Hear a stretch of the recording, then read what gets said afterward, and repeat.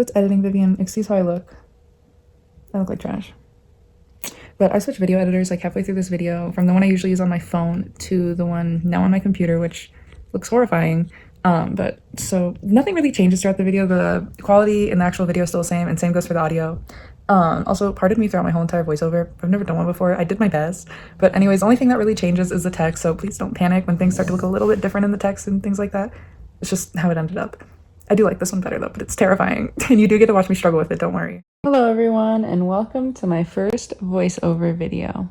So in this video, I wanted to address how I ended up with the doodle and also why I never plan on buying one again. So it all started out when the idea of getting a service dog to help with my psychiatric conditions was brought up to my attention through my psychologist at the time. At first, my parents weren't on board at all with getting another dog because we already had two, but I really liked the idea of having my own dog, so I continued to beg and plead with them to do this for months, really. Eventually, my parents did give in, but only under the condition that they would be choosing the breed. So of course I agreed because at the time, 12, 13-year-old me, I was probably just going to be turning 13 soon. Just really wanted a dog and really wanted help with what I had going on. So I agreed to the condition and I let them pick out the breed. I let them pick the breeder, you know, and they ended up from a breeder near us that bred Goldendoodles. Now I want to clarify, they are not educated in ethical dog breeding, health testing, and all that stuff. And honestly, I really wasn't either. But again, keep in mind, no matter even if I was educated, I was not allowed to make the final decision as I was a minor at the time, so they had the full right to make the final decision on the actual dog that I got.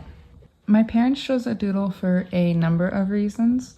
The main one being they do not like shedding dogs in the house, and the other two dogs we had at the time were both poodle mixes as well. So there's a lot of misinformation on doodles or poodle mixes, whatever word you're wanting to use. And one of the biggest ones is that they are hypoallergenic and do not shed. Now, that's just not true. Though I will say they do not shed as much as, say, the golden retriever half of her would. They do indeed shed. And the actual reason we ended up going with a doodle instead of a poodle was because my parents found the poodle's coat maintenance would be too much and that the doodle would have an easier to care for coat. Again, this is also misinformation. These coats are not easy to take care of, and it does require daily maintenance. And the final reason that the doodle was the final decision was because they were advertised as perfect therapy dogs, perfect service dogs, just the ultimate breed for this kind of work. Now, doodles were originated specifically for therapy work and service work to be the ideal breed, or technically mix, instead of poodles, retrievers, labs, collies, etc. So the man that started the doodles, the very first guy who started it, that was his original intention. And unfortunately, it took a very big turn and they became a designer breed. Again, they are not an actual breed. This is a mix. The second these dogs were labeled as a designer breed, everything went completely downhill. Same thing goes with the French bulldogs. They are bred specifically for looks and profit. Both of these breeds, again, doodles or mixes, please keep that in mind. I will be saying breed though. But both of these breeds, French bulldogs as well as all doodles, are being sold for tens of thousands of dollars.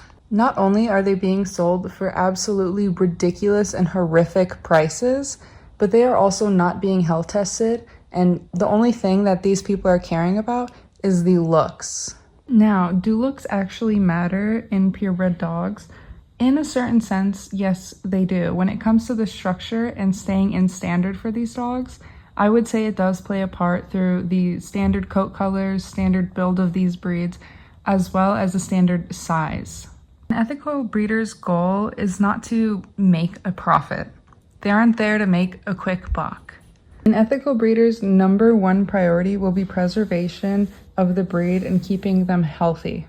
To break that down into very simple terms, these breeders, the ethical ones, they are focusing on structural integrity, the health of these dogs as well through health testing and OFA testing. That is how we are seeing the proof of their health. And they also focus on staying in standard, creating a very sound temperament in these dogs that also fit the standard per whatever the breed may be. So temperament, health, staying in standard, and preservation should be the #1 priority for every breeder. Never profit and never designer fancy looks.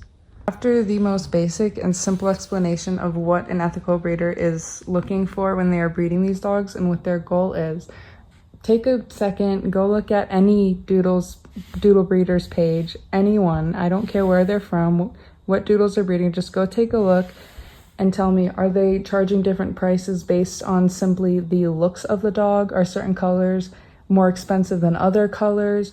What are they saying their actual goal is as well? Another thing that's very, very rare to ever find on a doodle breeder's website is health testing, OFA testing. You will not find that. And if you do, which Eliza's breeder did actually do health testing, the thing about it is you can't just put two healthy dogs from completely different breeds and have them breed and expect the outcome to be perfect and healthy.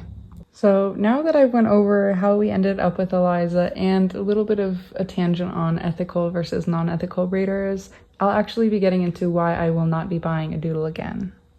To put it very simply, I would never buy another doodle again because they're simply not ethically bred and they can't be ethically bred at all.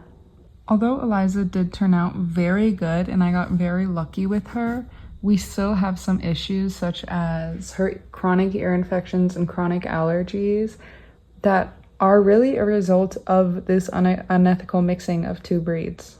Now, I did say I wouldn't buy one, but would I ever adopt one? Probably not. And again, it does follow the same reasons. They're just not ethically bred in general, so you're still getting an most likely unhealthy, unstable dog. They also just aren't the kind of dog for me. I prefer, personally, people find this very wrong of me for some reason, or they find it shocking, but I prefer working breeds.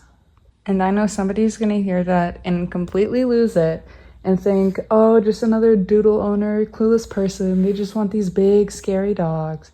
And I can assure you I'm not clueless. I've done years of research. I have spent most of my life researching from the day before I even got Eliza, really. Unfortunately, I didn't know that I needed to research ethical breeding as well.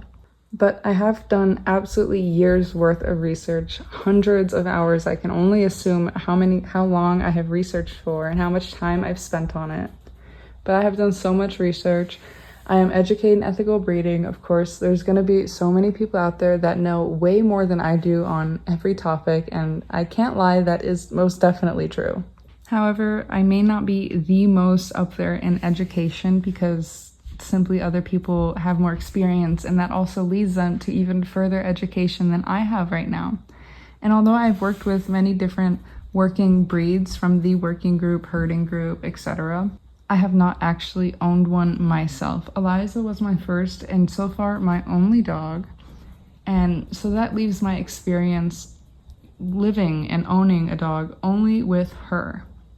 And although I've only ever owned a Goldendoodle and actually lived with, raised, socialized, worked with her as my own dog, I would never in a trillion years get a dog that I have not researched intensely and know I can handle and am prepared to actually work with and raise properly.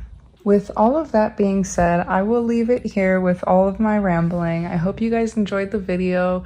If you have any questions about anything I talked about or anything related or really anything about me, anything at all, feel free to comment it, ask. Make sure to like, subscribe, follow our little journey, and be ready for the surprise coming in a year.